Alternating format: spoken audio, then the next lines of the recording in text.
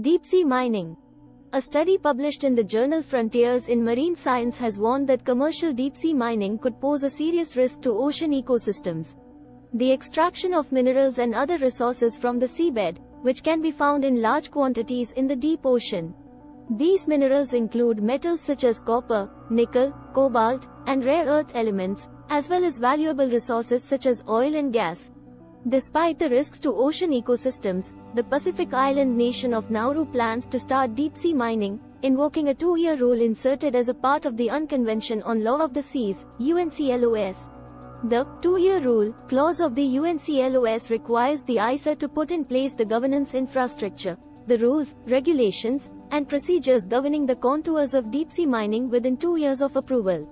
India has been allotted a site of 75,000 square kilometers in the Central Indian Ocean Basin, CIOB, by the UN International Seabed Authority for exploitation of polymetallic nodules. A fraction of that reserve can meet the energy requirement of India for the next 100 years. India's exclusive economic zone spreads over 2.2 million square kilometers. A manned submersible will be developed to carry 3 people to a depth of 6,000 meters in the ocean with a suite of scientific sensors and tools. Major types of deep-sea mining.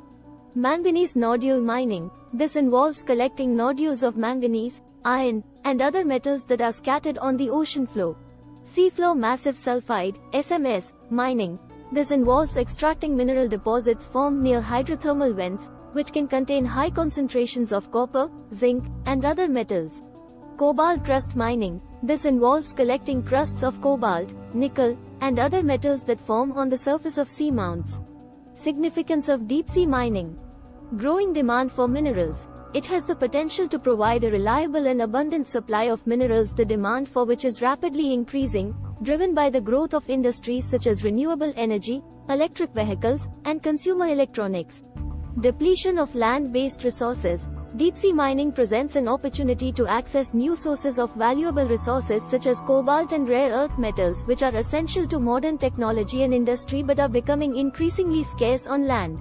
Strategic importance. Developing a domestic supply of these resources is seen as strategically important for India, as many of the minerals and metals that are found in deep-sea mining, such as cobalt and rare earth metals, are essential to national security and defense.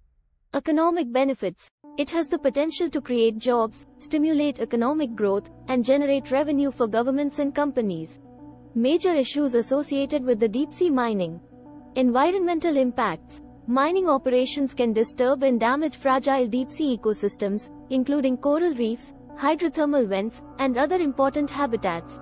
Thermal pollution. The mining vehicles also generate sediment plumes that could smother the benthic species at the bottom of the ocean. Noise pollution. The process generates noise pollution that can overlap with the frequencies at which cetaceans communicate, causing auditory masking and behavioral changes in marine mammals.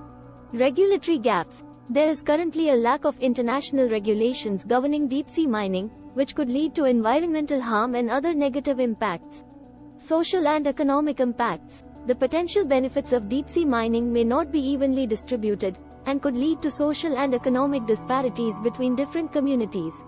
Technological challenges. Deep-sea mining requires advanced technologies and equipment that are currently under development, and may not be cost-effective or efficient enough to make the practice commercially viable. Govt of initiatives to promote deep-sea mining. National Center for Polar and Ocean Research, NCPOR. It was established in 2020 by the Ministry of Earth Sciences in Goa, which is tasked with exploring the country's deep-sea mineral wealth. Draft Deep Seabed Mining Regulations, 2021. It has been formulated by the Indian government to provide a legal framework for the exploration and exploitation of mineral resources in the country's exclusive economic zone, EEZ. International collaborations. The government is also considering setting up a nodal agency to regulate deep-sea mining activities in the country, in line with the International Seabed Authority, ISA, and the United Nations Convention on the Law of the Sea, UNCLOS.